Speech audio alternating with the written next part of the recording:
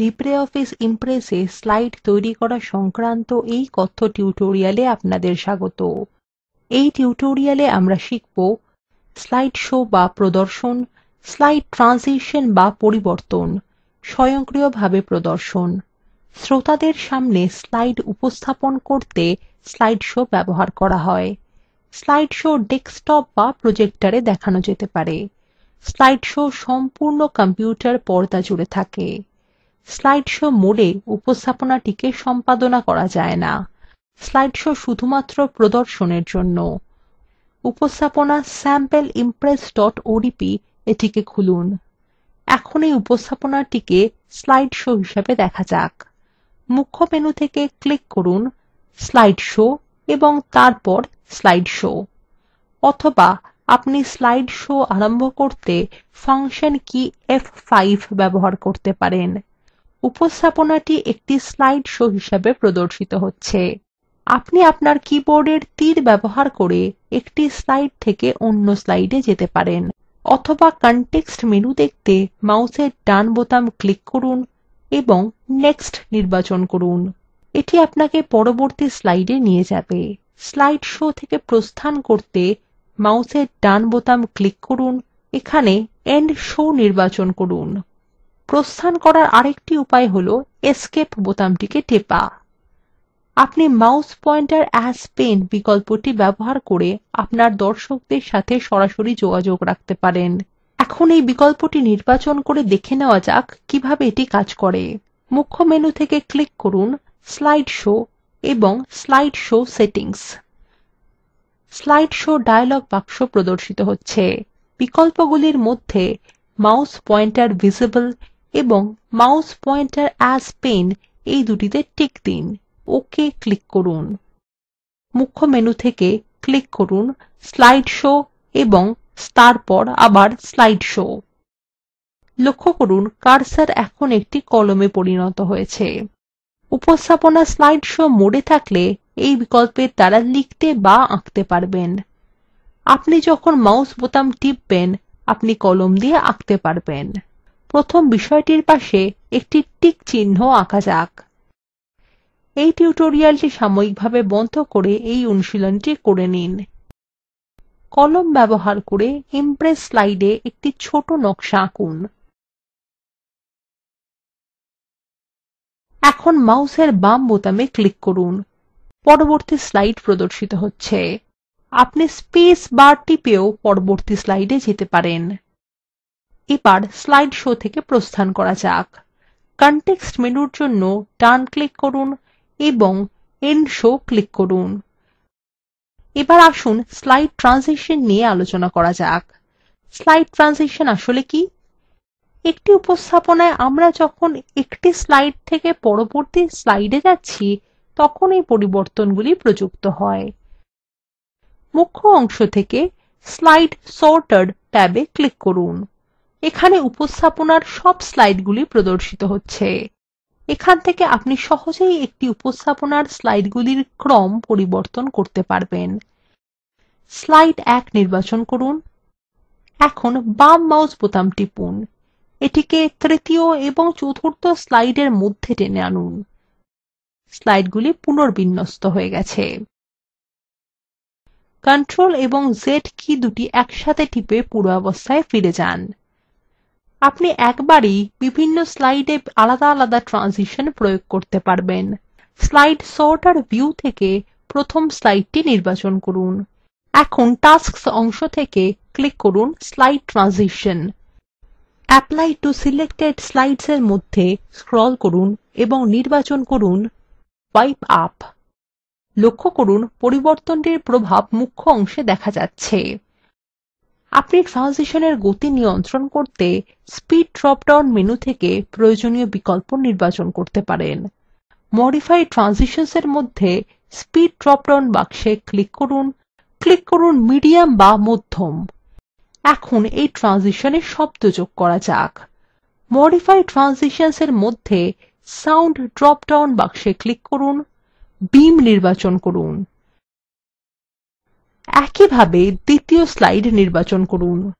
এখন টাস্কস অংশ থেকে ক্লিক করুন স্লাইড ট্রানজিশন।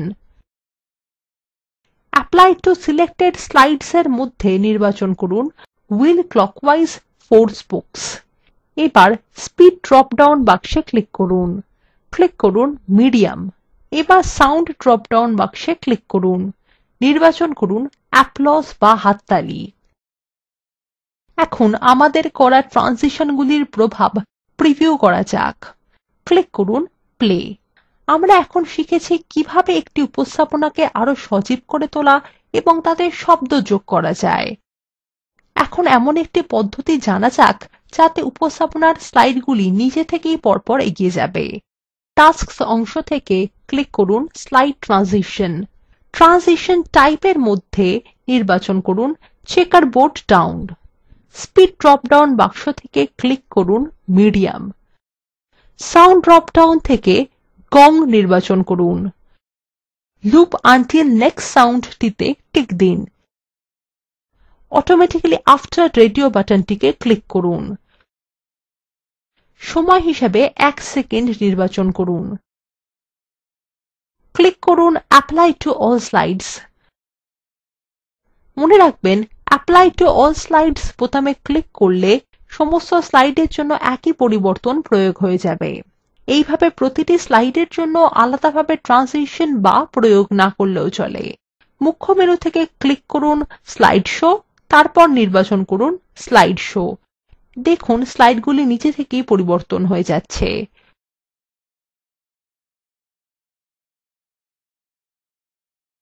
উপস্থাপনা থেকে প্রস্থান করার জন্য এসকেপ কি টিপুন।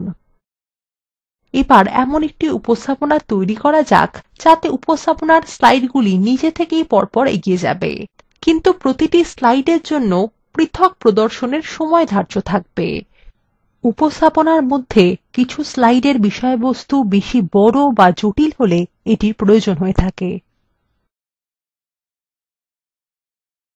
মুখ্য অংশ থেকে প্রথমে স্লাইড সর্টার ট্যাবে ক্লিক করুন।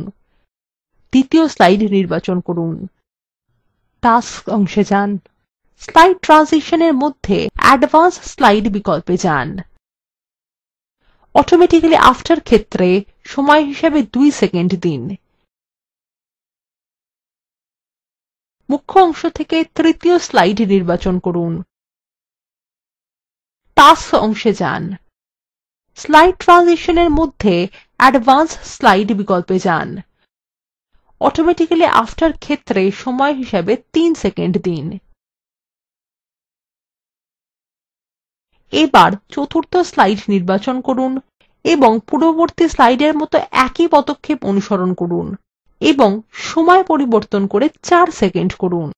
মুখ্য মেনু থেকে ক্লিক করুন স্লাইড শো এবং তারপর স্লাইড শো। লক্ষ্য করুন এখন প্রতিটি স্লাইড আলাদা সময় জুড়ে প্রদর্শিত হচ্ছে। এই উপস্থাপনা থেকে প্রস্থান করার জন্য এসকেপ কি টিপুন। আমরা টিউটোরিয়ালের শেষে এসে গেছি। এই টিউটোরিয়ালে আমরা শিখেছি স্লাইড শো বা প্রদর্শন, স্লাইড ট্রানজিশন বা পরিবর্তন, স্বয়ংক্রিয়ভাবে প্রদর্শন। এখানে আপনার জন্য একটি অনুশীলনী রয়েছে। একটি নতুন উপস্থাপনা তৈরি করুন। দ্বিতীয় এবং তৃতীয় স্লাইডে মধ্যম গতির হুইল ক্লকওয়াইজ এবং 2 স্পোক ট্রানজিশন যোগ করুন।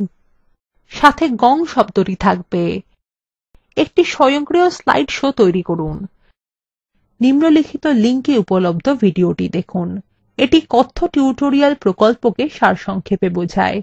আপনার যদি ভালো ব্যান্ডউইডথ না থাকে আপনি এটি ডাউনলোড করেও দেখতে পারেন। কথ্য টিউটোরিয়াল প্রকল্পের দল কথ্য টিউটোরিয়ালগুলি ব্যবহার করে কর্মশালার আয়োজন করে। যারা অনলাইন পরীক্ষা পাস করে তাদের সার্টিফিকেট দেয়। অধিক বিবরণের জন্য contact@spoken-tutorial.org তে ইমেল করুন। Spoken tutorial talk to a teacher প্রকল্পের অংশবিশেষ যা ভারত সরকারের আইসিটি এমএচআরডি এর ন্যাশনাল মিশন অন এডুকেশন দ্বারা সমর্থিত। এই বিষয়ে বিস্তারিত তথ্য এই লিঙ্কে প্রাপ্তিসাধ্য http://spoken-tutorial.org/nmeict-intro। আমি অন্তরা এই টিউটোরিয়ালটি অনুবাদ এবং রেকর্ড করেছি। শুভবিদায়।